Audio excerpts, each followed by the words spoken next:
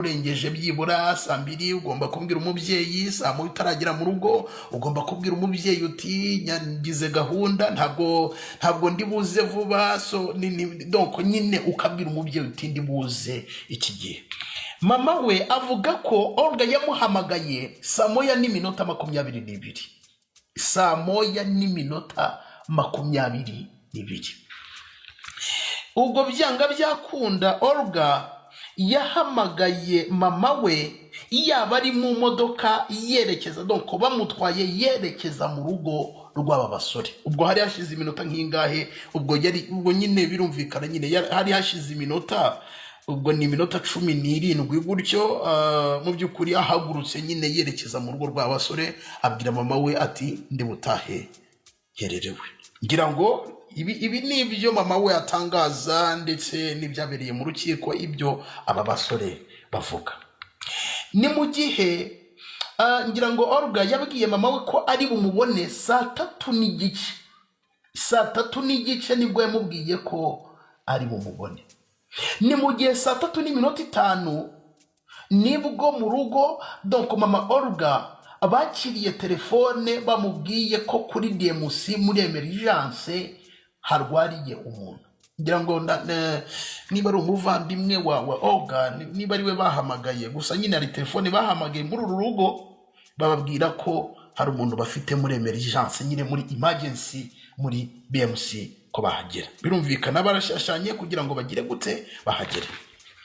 Ahangaha saa 2:30 nibwo Olga yageze ku bitaro, nibwo bamugejeje ku bitaro bya BMC. Hanyuma ndagira ngo mugerageze mu balance iki gihe saa 2:30 no kuba ku bitaro bahamagara iwabo wa Olga ko hari umuntu bafite muri emergency.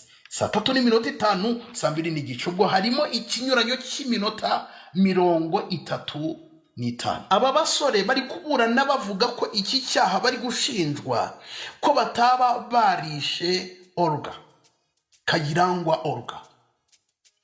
Ahangaha birashingira kuki?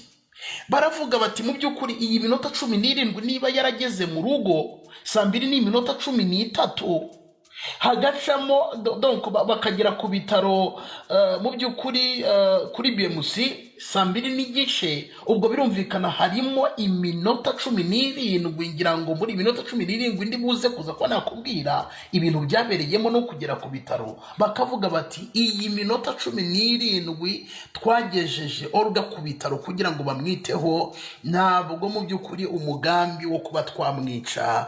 Mu by'ukuri nyine iyo minota 17 ntabwo waba wishe umuntu.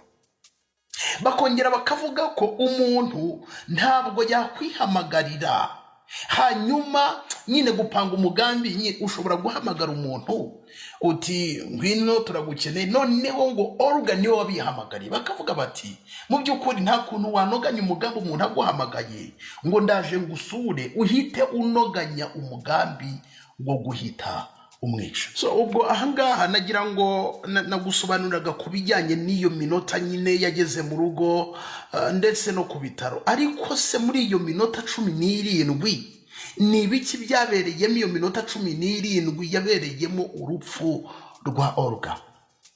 Olga akigera muri uru rugo ngo yahise asaba donc basore ko mu by'ukuri donc yajya nyine kuri toilette, kuko biravuga ko ngo muri uru rugo nk'uko basore babitangaza bavuga ko ngo yarahageze inshuro zigera muri 3, kandi abasore ngo donc ni 3. Ubwo ni hari uwitwa Fred, hari uwitwa Gedewo, ngo ni Gatare na Sagambe Fred na Gatare Gedewo, ndetse n'umukozi wabo. Uwo mukozi wagiye gutwara Olga n'imodoka amukuye ku kazi.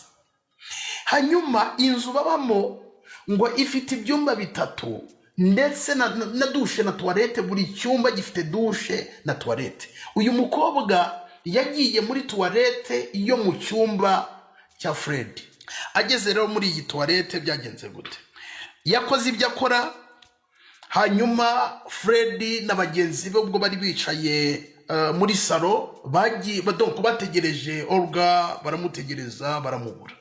Fred arangije yinjira mu cyumba ngo ajye kureba Olga ese bimeze gute nawe nyine byumve kuba yatinze mu cyumba kandi yamubwiye ko agiye muri toilete arangije aravuga ati reka nkingure njye kureba Olga bimeze gute ko mbona yatinze. Akimara gukingura ngo yasanze Olga, ibi ni ibyavugiye mu rukiko, yasanze Olga ngo ari kurwana n'umutima, nyine asa nk'ari kurwana n'umutima aryamye ku gitanda. Hanyuma Olga Fred amubonye abona nyine aravuga ati se buzi za planka buriya abantu basanzwe bakina, gusa yabivuze gutyo nyine mu rwego rwo kutagira ngo anisegura ati abantu batagira ngo wenda ngo nugushinyagura nyine ibijyanye na planka urubyiruko rugenda rukina, ngira ngo mu by'ukuri mugenda mubibona.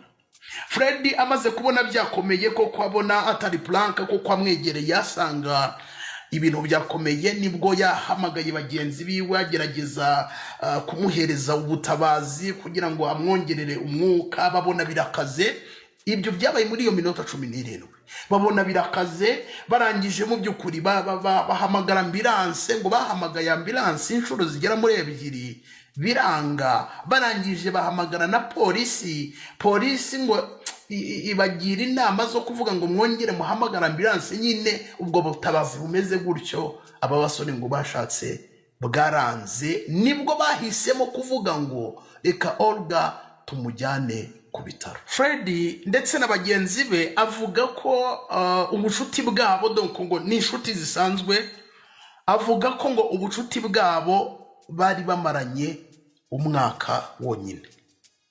Mu rukiko bamubaza, barababajije ngo ese Olga aza nta kibazo mwabonye afite?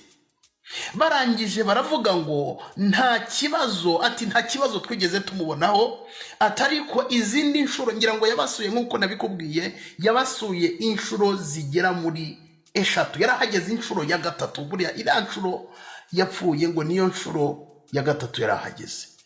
Abarangije ngo baravuga ngo cyakoza inshuro 2 yaje ngo twabonaga afite ikibazo, donc yagaragaza ko ngo afite ikibazo cya asima kuko ngo yagendanaga ipombo. Nyine izo nshuro 2 zose yaje ngo babonye nyine afite ibimenyetso bya asima, ngo niyo pompo yagendanaga. Donc wumve ngo nuko nguko mu by'ukuri abantu benshi bari kugenda bagaruka kuri aya makuru.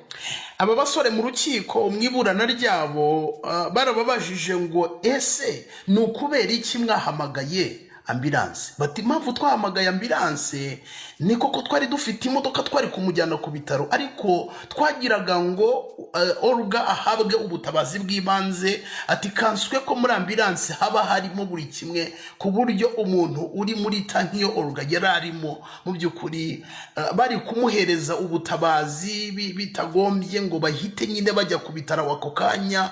Nyine mu by'ukuri biregura bavuga gutyo. Hanyuma mu rukiko barabajije ngo ese hari imibonano mpuzabitsina mwigeze mukora? Hari ubwo mwigeze mukora imibonano mpuzabitsina n'umunsi n'umwe? Fred ati nta mibonano mpuzabitsina twakoze.